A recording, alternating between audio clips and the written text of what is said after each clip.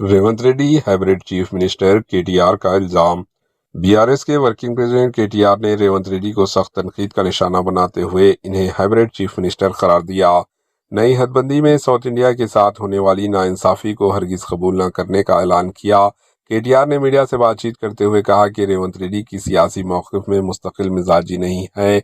वो सुबह कांग्रेस के नुमाइंदे और शाम को बीजेपी लीडर की तरह रवैया इख्तियार करते हैं।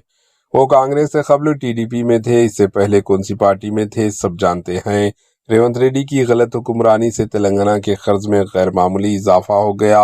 रियासत में माशी बहरान पैदा हो गया। सरकारी मुलाजमीन, खवातीन, बेरोजगार नौजवान, किसानों के अलावा समाज के तमाम तबकात से किए गए कोई भी वादा पूरा नहीं किया गया, जिससे अवाम में कांग्रेस हुकूमत के खिलाफ नाराजगी पाई जाती है। जब भी रियासत में इलेक्शन होंगे बीआरएस भारी अक्सरियत के साथ कामयाबी हासिल करेगी। इन्होंने कहा कि बीआरएस पार्टी खवातीन तहफ़्फ़ुज़ात बिल की मुकम्मल तायद व हिमायत करेगी, मगर नई हदबंदी डिलिमिटेशन के मामले में अगर साउथ इंडिया से नाइंसाफ़ी होती है तो इसकी सख्ती से मुखालिफत करेगी। Bureau report, AHN news. ఒక కొత్త కుట్ర కూడా తెరలేపుతున్నట్టుగా కనబడతా ఉన్నది. కొత్తగా మరొక కుట్ర కూడా చేస్తున్నది భారతీయ జనతా పార్టీ. మీరు చూసింటారు ఇవాళ పేపర్లలో సీట్లు పెరుగుతున్నాయి, అసెంబ్లీ సీట్లు, పార్లమెంట్ సీట్లు అని ఇవాళ పేపర్లో మీరు చూసే ఉంటారు. కానీ అందులో కూడా ఏదో కుట్ర జరుగుతున్నట్టుగానే కనబడతా ఉన్నది.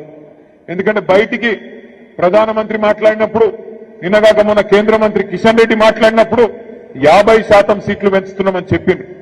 అంటే 110 ఉంటే 179 అవుతుంది, 60 సీట్లు పెరుగుతాయని చెప్పింది. 17 సీట్లున్నాయి పార్లమెంట్ లో, 26 అవుతాయని చెప్పిండ్రు. కానీ బిల్లు పెట్టిండ్రు, రేపటి నుంచి పార్లమెంట్ పెట్టిండ్రు. బిల్లులో మాత్రం 50% ముచ్చట లేనే లేదు. అంటే చెప్పేదొకటి చేసేదొకటి.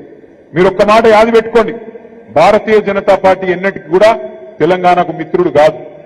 ఆనాడు 2014లో ఆంధ్రప్రదేశ్ పునర్విభజన చట్టంలోనే సీట్లు పెంచుదామనే ఆలోచన ఆ చట్టంలోనే ఉన్నది. కానీ ఆ చట్టాన్ని తుంగలో దొక్కిందే భారతీయ జనతా పార్టీ.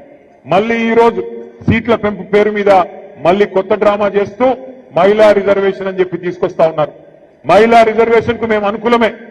మహిళా రిజర్వేషన్ ఖచ్చితంగా సమర్థించిందే కేసీఆర్ గారు, మన పార్టీ.